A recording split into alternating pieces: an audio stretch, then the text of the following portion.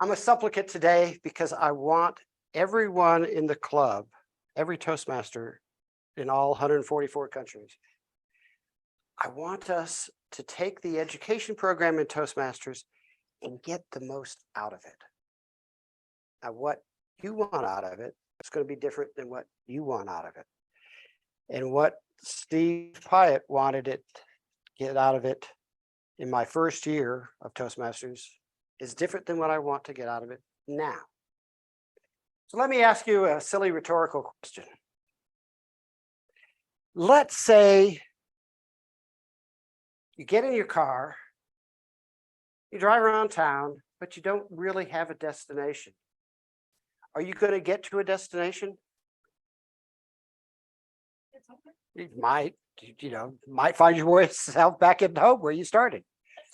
Now, if instead I get on the road and I've got a map to Boise, what's the chance I get to Boise? A whole lot better, right? Well, we're going to talk about the education program, and I just walked away from the audience again, so I already failed. Second slide, please, Deja.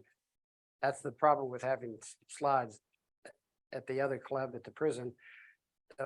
Didn't have that excuse. So we have in Toastmasters projects in the education program. Each project generally includes at least a speech, sometimes much more, sometimes 2 speeches. A project is a certain opportunity to learn a set of skills, practice those skills, and get feedback on how well you've learned that part of the spectrum of things that we have in Toastmasters. There's 5 levels in each path, and you have to get through 15 projects to finish a path. So this little table, I'll wait till I get over here to talk. So there's a total of 6 projects of the 15 that are the same for everybody on every path anywhere in the world. Level 1, driving around town, is the same. As you go further, the paths diverge. The last project, which is there at level 5, is called Reflect on Your Path. And you do that to conclude. It's actually beyond level 5. It's a little confusing.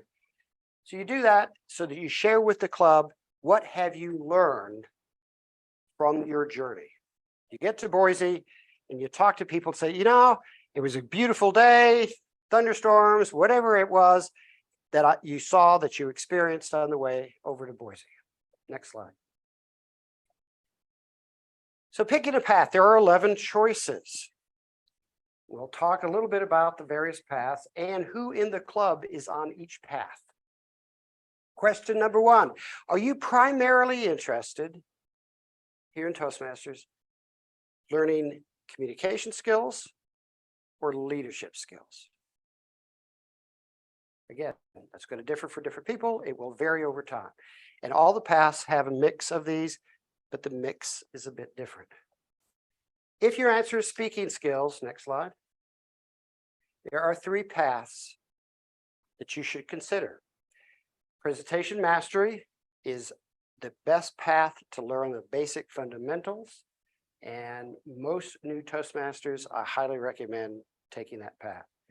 In the last column, I don't know if you guys can see in here, I'm going to put all this out as a handout this afternoon or tomorrow when I get home. So DJ, Nancy, myself, Sharon, Drake, Jana, Susan are all on this path, or we've completed it. DJ and I have completed this path.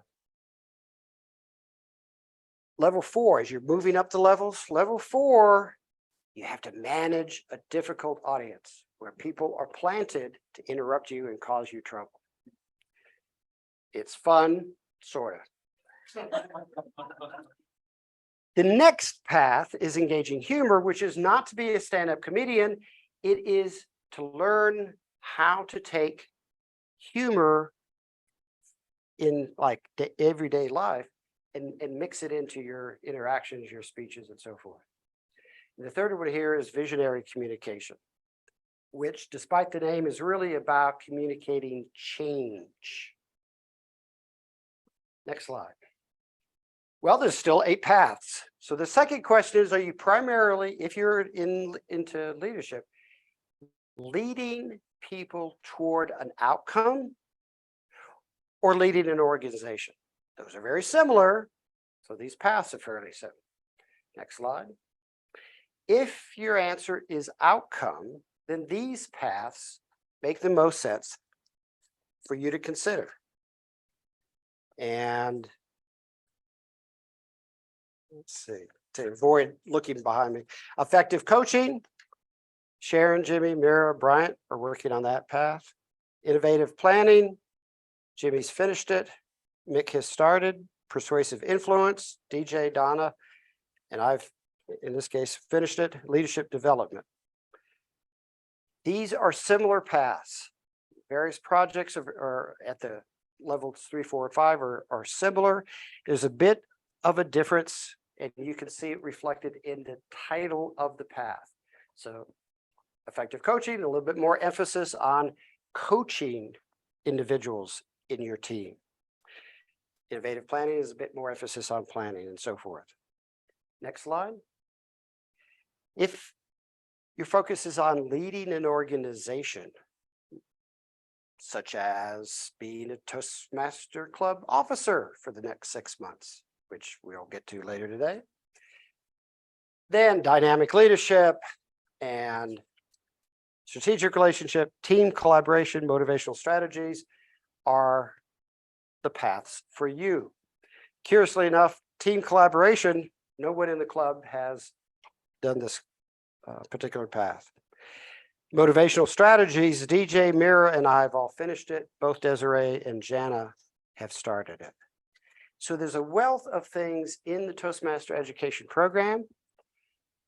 It's chunked with different paths leading to different places. Last slide, please. I leave you with this thought. Adapt it to your needs. My needs are not going to be the same as DJ's, not going to be the same as Mira's. So take this structure, take this material, and adapt it. And other people in the club can help you do that. Back to you, Mira.